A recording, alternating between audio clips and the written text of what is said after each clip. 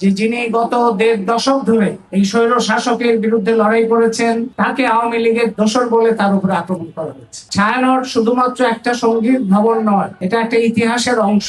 গত 18 তারিখ রাতে যে ঘটনাগুলো ঘটেছে, প্রথম আলো, ডেইলি স্টার, ছায়ানট, পরের দিন উদীচী এবং সারা বাংলাদেশে বিভিন্ন ভবন এবং প্রতিষ্ঠানে যে ভয়ঙ্কর আক্রমণ, হামলা এবং অগ্নিসংযোগ হয়েছে, তাদের যা যা প্রাতিষ্ঠানিক সম্পদ সমস্ত কিছু এইভাবে পুড়ে যাওয়ার কথা না, সেগুলো পুরানো হয়েছে।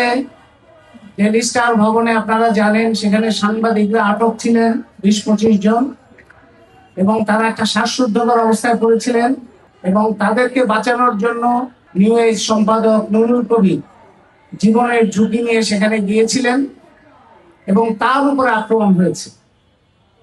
এবং আক্রমণ হয়েছে পরিহাসের বিষয় যে যিনি গত ১.৫ দশক ধরে এই স্বৈর শাসকের বিরুদ্ধে লড়াই করেছেন, হাসিনা আমলের অন্যায়, দুর্নীতি, মানবাধিকার লঙ্ঘন, নির্বাসনে পাঠানো সবকিছুর বিরুদ্ধে সবসময় সোচ্চার থেকেছে, তাকে আওয়ামী লীগের দোসর বলে তার উপরে আক্রমণ করা হয়েছে। এবং সেই আক্রমণের পরে সেই বাহিনী ছায়ানটে গেছে। ছায়ানট শুধুমাত্র একটা সঙ্গীত ভবন নয়, এটা একটা ইতিহাসের অংশ। আপনারা জানেন, 7 দশক থেকে এই অঞ্চলের মানুষ পাকিস্তানের যে আগ্রাসী তৎপরতা, বাংলাদেশের মানুষের উপর যে নির্যাতন এবং বৈষম্য, অপমান, বাঙালি সংস্কৃতি ধ্বংস করার কিংবা এই অঞ্চলের মানুষের সাংস্কৃতিক সক্রিয়তাকে ধ্বংস করার জন্য পাকিস্তানের যা কিছু আক্রমণ, সেটা মোকাবেলা করার জন্য এই দেশের বুদ্ধিবৃত্তিক জগৎ যেভাবে প্রতিরোধ তৈরি করেছিল, ছায়ানট ছিল তার অংশ।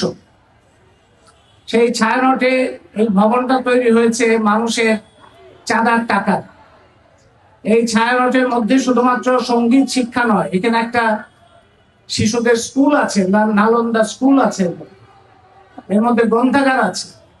এই সমস্ত কিছুকে, বাদ্যযন্ত্র, স্কুল সরঞ্জাম, স্কুলের যাবতীয় যে যা যা আয়োজন, সমস্ত কিছুকে ধ্বংস করা হয়েছে।